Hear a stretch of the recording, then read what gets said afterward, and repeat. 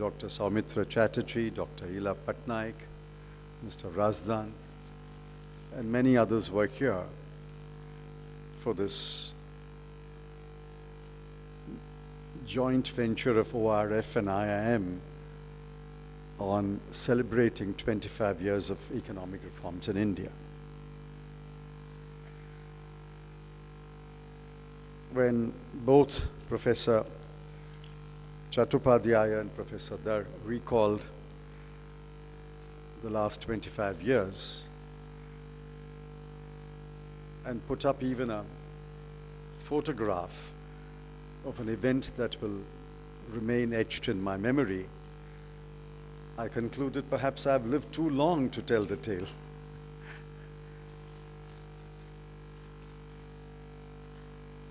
I'm glad that we meet again after 25 years, and I thank both of you and your institutions for creating this opportunity for me and my colleagues.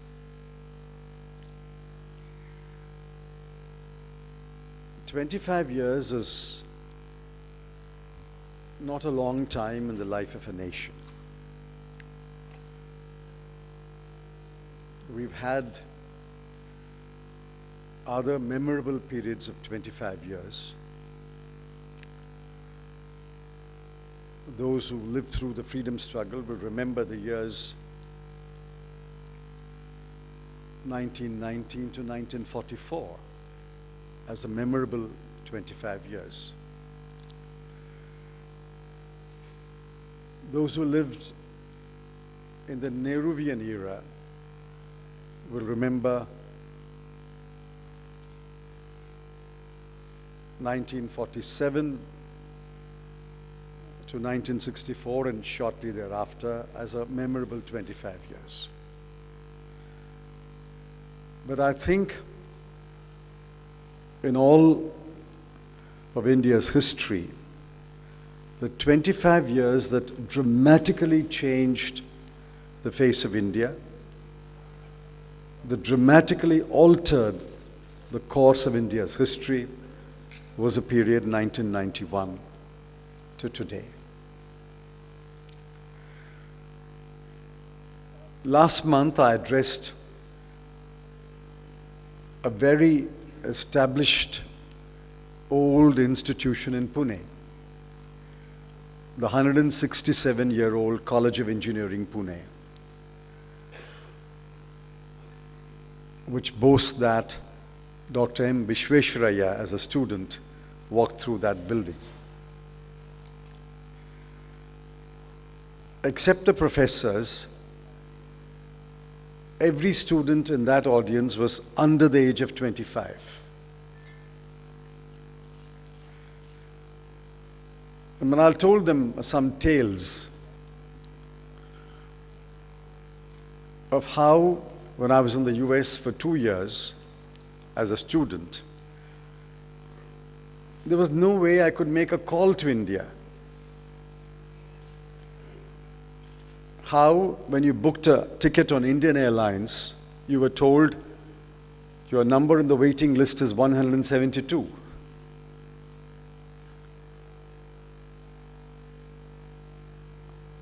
How you could not get a ticket in a railway compartment for months.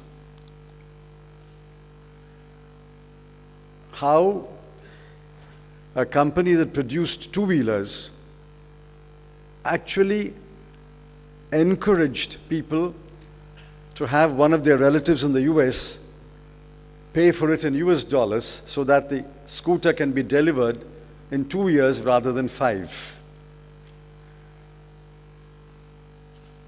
And how families asked for bridegrooms with a scooter. None of this was believable to that young audience. But that was India 25 years ago. How many of you remember that to make a call long distance, you had to dial a number called 180? And there was another number, 181, which promised you assistance, except that you could never get through to that number. And if you wanted to know the status of your call, you had to dial another number called 188, where the lady at the other end will tell you your call is in the waiting list, and your waiting list number was 52. There is no doubt, and there can be no doubt, that the face of India has been transformed. For example, when the government of which I was a part laid down office in 2014, and since then, these numbers have only improved, not declined. We produced 263 million tons of food grains, and we exported wheat, rice, cotton. Not long ago, we imported wheat under PL 480, leading to that charming phrase that India lived from ship to mouth.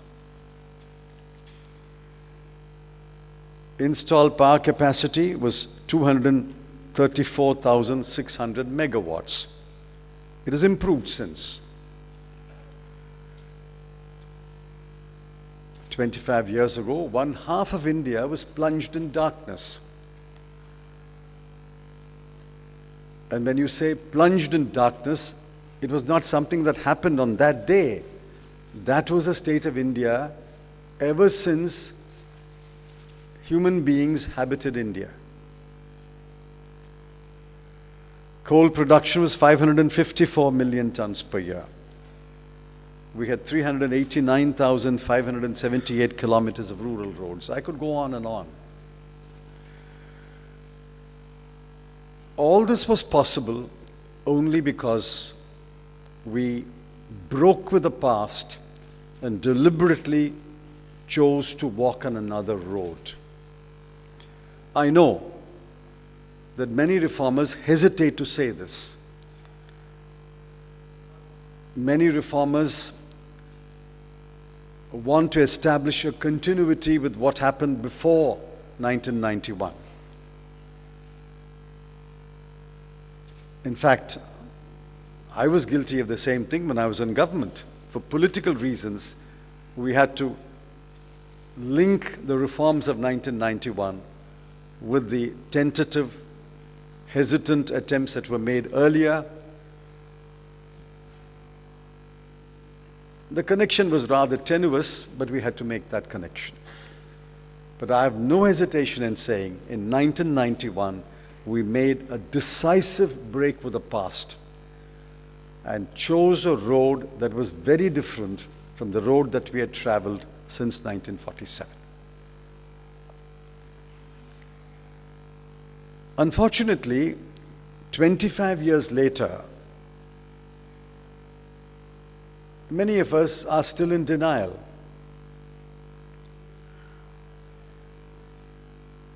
One of the citadels of denial was Kolkata city. They continued to deny reforms and the benefit of reforms until a few years ago.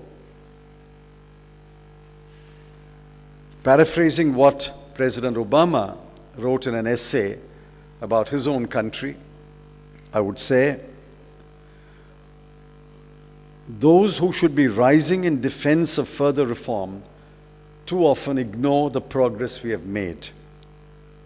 He said Americans, and I say Indians, should debate how best to build on these reforms, but denying that progress leaves us more vulnerable, not less so, unquote.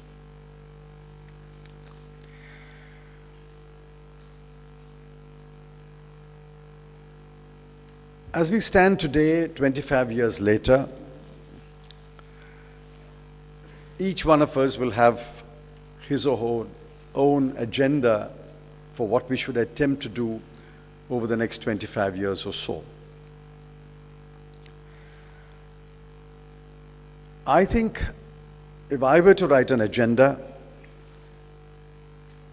I would write an agenda or draw a picture which has some red lines,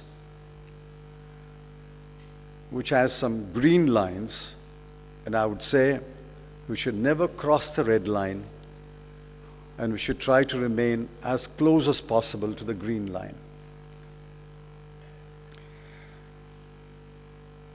There are many red lines, and let me list some of them.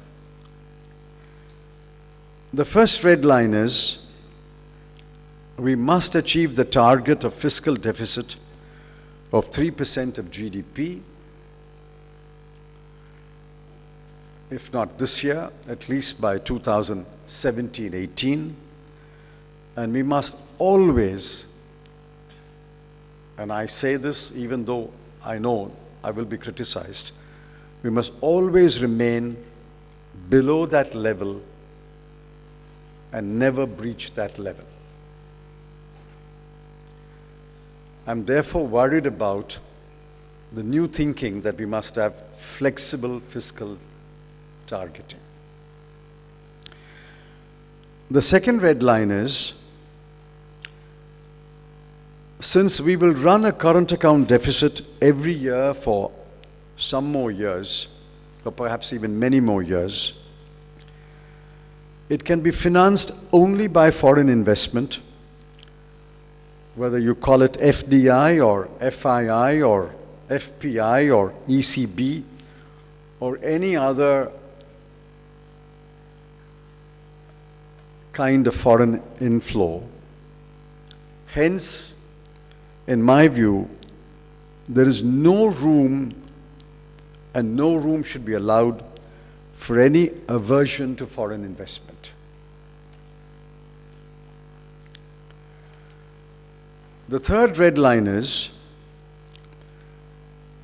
in a developing economy,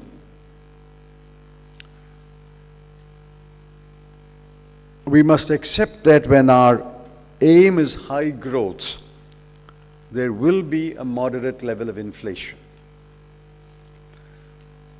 I believe that the people of this country, if given high growth, will accept a certain level of inflation.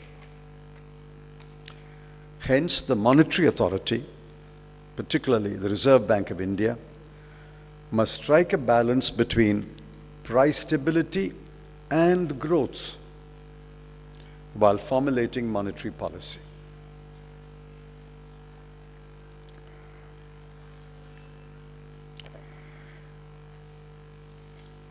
The fourth red line is, beware of the civil service. The civil service has indeed been a very strong pillar of India's governmental structure. But the one undeniable tendency or inclination of the civil service is to write rules and regulations. If you have one person writing rules and regulations, it's fairly certain it'll be a simple set of rules and regulations. If you have many people writing these rules and regulations, you can be absolutely certain that the product will only heap misery on the Indian people. The red line that we should not cross is, we must always be careful about not going back to the bad old days when volumes of rules and regulations were made in this country, which stifled enterprise, stifled initiative, and stifled growth. Every law must have a sunset clause, and every law must be mandatorily reviewed once in 5 years or 10 years. And laws which have survived for 20 years must be mandatorily replaced by law written by a new parliament or a new legislature.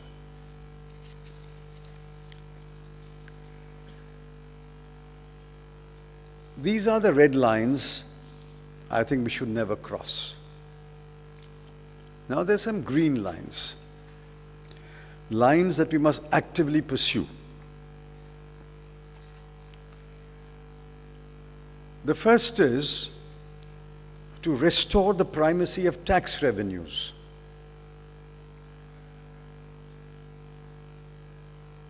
No country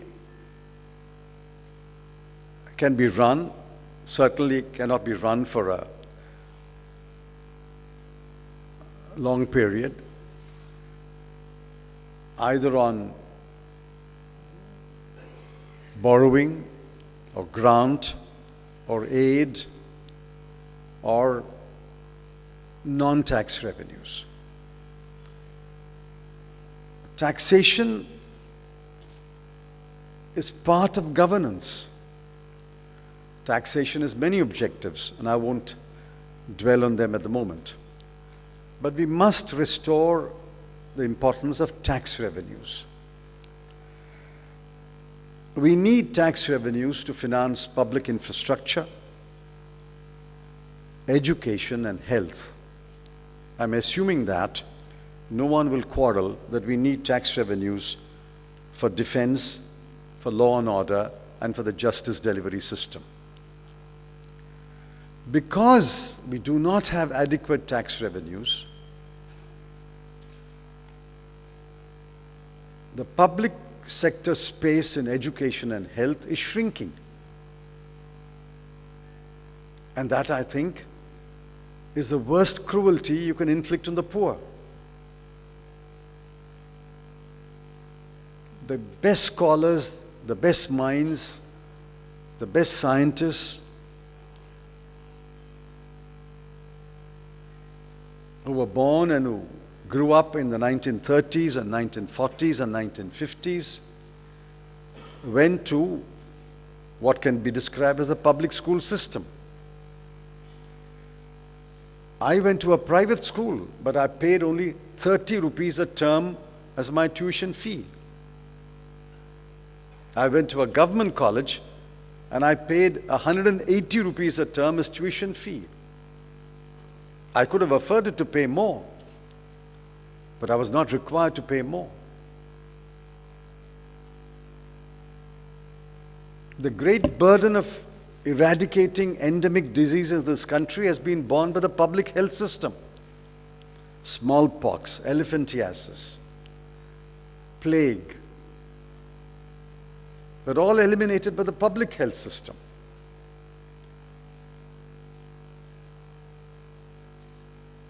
Public space, public sector space in education and health is shrinking. The consequence of that is the poor are being priced out. Instead of moving towards a more egalitarian society, where nobody would be asked to pay for basic education or basic health care, we are moving away from that system to a nation where basic health care and basic education is being priced at a level beyond the capacity of the poor. The same applies to infrastructure. We cannot leave building roads in rural India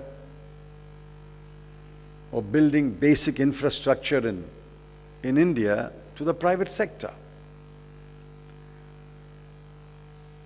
We thought that the PPP model will transform our highways and our state highways. Unfortunately, many of them became a cropper, and we have to go back to the EPC system.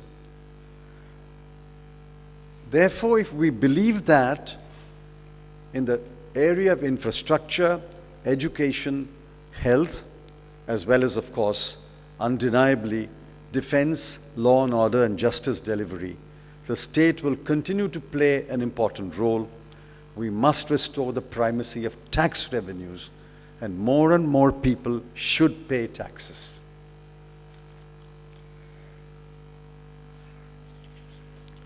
The second green line that we must pursue vigorously is to create space and opportunity for new generation of private sector entrepreneurs.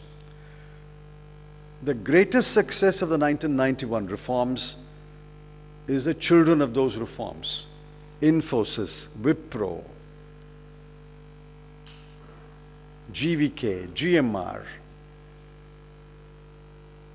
all of them are children of the reforms. Nothing pleased me more to notice that if you drew up a list of the 10 large business houses in India in the 1970s and 80s, and you drew up a list of 10 large business houses in India in 2014, 9 of the 10 had vanished. They just could not survive competition. But competition, while it killed the inefficient, rewarded the innovator, rewarded the entrepreneur. What is happening over the last few years, maybe 4 or 5 years, is that the space for new private entrepreneurs has shrunk. We must continue to create space and opportunity for new entrepreneurs in the private sector, for people who can build brand new businesses from scratch. That's the only way we can remain at the edge of change. The third green line that we must pursue vigorously is in reducing inequality and discrimination. There are distinguished economists in this audience, and every one of them will agree with me that inequality has increased in the last 25 years. Perhaps that was inevitable. Perhaps the early winners will be those who have opportunity and who could seize the opportunities. But the growing inequality, and as a consequence of that, the growing discrimination, does not bode well for India, for our future. Inequality must be reduced. And the one way to reduce inequality, among many ways, the one way to reduce inequality is to raise minimum wages across the board. Why should domestic help be paid such a pittance? Why should a carpenter or a plumber or an electrician paid such a low wage for his work through a whole day? Why should farm labor be paid so low wages? Yes, it will indeed raise some prices. But this inequality is simply unacceptable in a democratic society. In the US, the factor between the CEO's salary and the average worker's salary was 1:20. Today it is 1:300. 1% of the US population controls 17% of the wealth of income. If you apply those standards to India, you will find that the differences are humongous. We must reduce inequality. It's inequality that breeds discrimination. And government must pursue, including taxation policies, including wage policies, a line that will reduce inequality and reduce discrimination.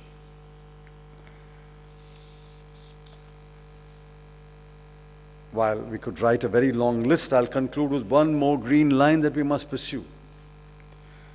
We must create a more humane and tolerant society.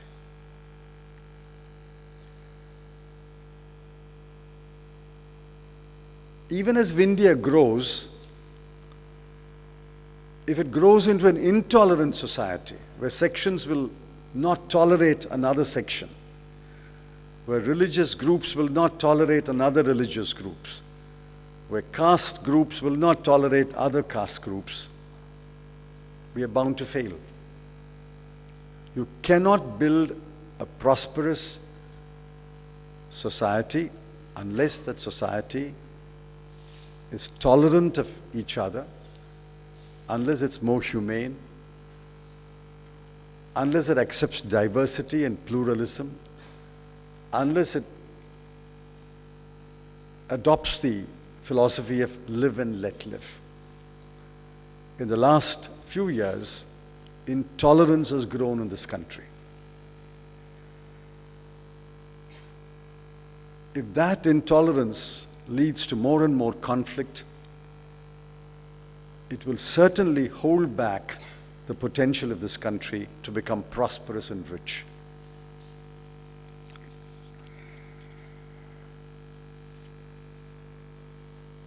I see a very bright future for India. And why do I see that? Because we still remain a vibrant democracy. Despite the setbacks that we notice from time to time, we are still an open society. We are still an open polity where ideas can still clash, political parties can still clash.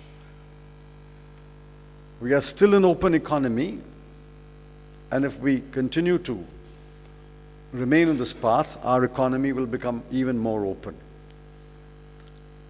An open society, an open polity, and an open economy are the best assurances of prosperity.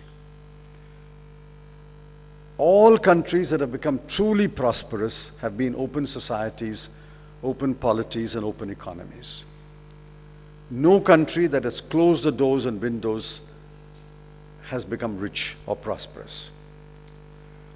So while we defend the openness that we enjoy today, and while we remain committed to being an open society, I think the prospects are indeed bright. We must therefore resolve that while government will make policies, entrepreneurs and business people in the private sector will create wealth, every citizen of this country, wherever he may be and whatever he may be doing, must remain committed to keep Indian society as an open society. If I ever come to the conclusion that we are closing the doors and windows of our country and we are becoming more closed, more insular, more intolerant, less plural, more divisive, then I will lose faith that we can ever become a rich country. But since I remain optimistic and confident that India will be an open society, an open polity, an open democracy, open economy, I'm confident that the next 25 years you will see growth which is much faster than the growth we have seen in the last 25 years. Over a period of 33 years, the trend rate of growth in this country was 6.2%. We've had periods where we've been above the trend rate. We have periods where we've been below the trend rate. Speaking for the government of which I was a part in the last 10 years, from 2004 to 2014, UPA delivered 8.5% growth, well above the trend rate. UPA 2 delivered just above the trend rate. Remember, for 33 years, the trend rate has been 6.2%.